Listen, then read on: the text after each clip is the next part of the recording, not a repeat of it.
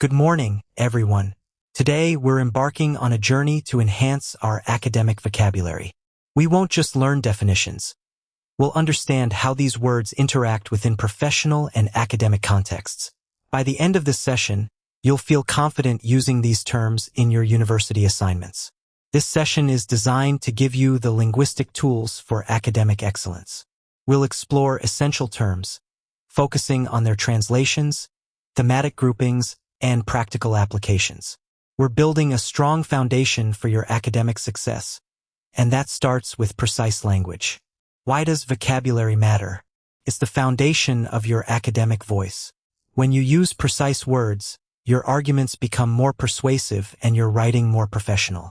This lesson is a critical step in building that foundation for your future success. A sophisticated vocabulary is the cornerstone of effective communication in a university setting. Mastering these terms allows for greater precision in expressing complex ideas and understanding advanced academic texts. This unit prepares you for the rigorous demands of higher-level English courses and professional environments. Now, let's dive into our first thematic group. Let's look at our first group, cognitive and physical states. Notice how chronic and exhausted describe long-term or extreme physical conditions, while overwhelmed captures a mental state. Using these correctly allows you to describe human experiences with great detail.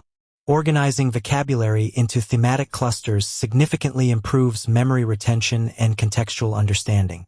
Understanding the distinction between conscious and unconscious awareness is also vital for psychological and descriptive writing. These words give us the power to articulate the nuances of human experience. Next, we'll explore the power of action.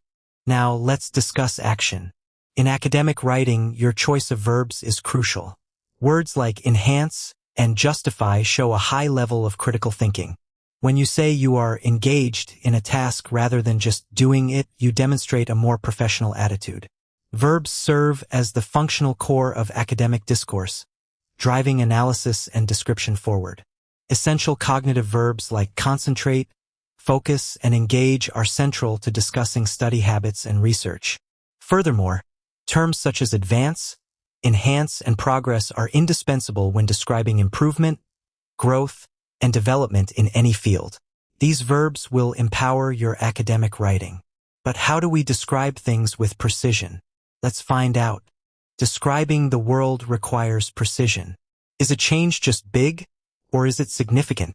Is an action accidental or intentional? These distinctions are what separate basic English from academic English. Pay close attention to these descriptive qualities. Precision in description is achieved through the use of specific adjectives and nouns. Terms like significant, strict, and intentional provide necessary nuance to your observations. Additionally, adverbs such as perpetually and simultaneously allow for accurate descriptions of timing and frequency, which are essential for scientific and historical analysis. These words add depth and clarity to your observations. Next, we'll tackle abstract concepts. We now move to abstract concepts. These are the words you will encounter most in your textbooks. Understanding these terms is crucial for engaging with social science and humanities texts.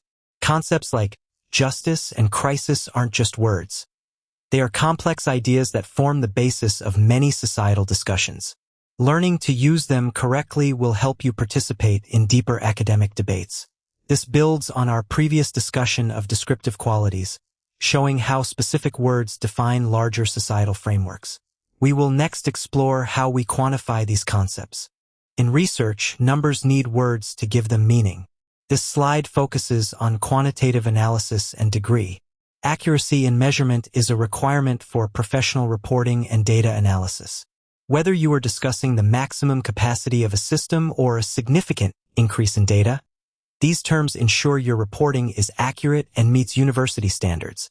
This moves us from abstract social concepts to the precise language of measurement. Now, let's see how these words come together in a practical example. Let's put it all together.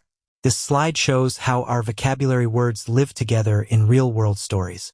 Understanding a word's definition is only the first step. True mastery comes from seeing how it functions within a narrative. Imagine a situation where a crisis occurs. How do we respond?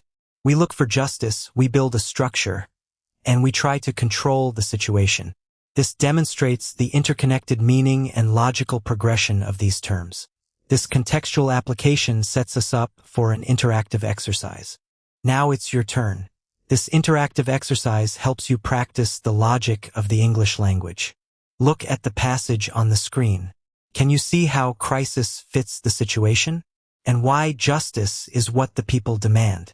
This exercise focuses on contextual flow and logical progression, reinforcing your learning.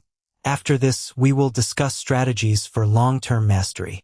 Moving from our interactive exercise, let's talk about how you can truly own these words for the long term. Mastery isn't just about memorizing. It's about strategic, consistent engagement.